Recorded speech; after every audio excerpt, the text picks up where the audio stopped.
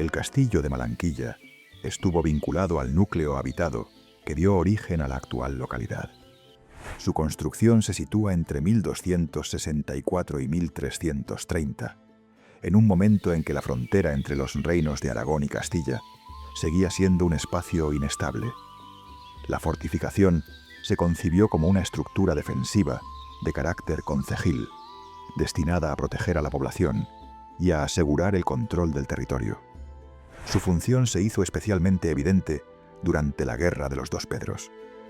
En este contexto, desde 1357, el castillo de Malanquilla sirvió de protección a los vecinos del lugar, confirmando, en primer lugar, su integración en la red defensiva fronteriza del Reino de Aragón, y en segundo lugar, su papel como fortaleza de amparo comunitario más que como plaza ofensiva.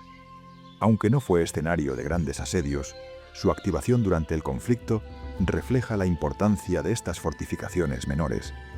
En la actualidad, los restos del castillo son escasos y se reducen a algunos tramos de muros integrados en edificaciones posteriores del casco urbano. No obstante, los estudios más recientes han permitido diferenciar con claridad el castillo del pueblo y la torre de la Calderuela, dos enclaves distintos en cronología y función, cuya identificación resulta fundamental para comprender la evolución histórica de Malanquilla y su territorio.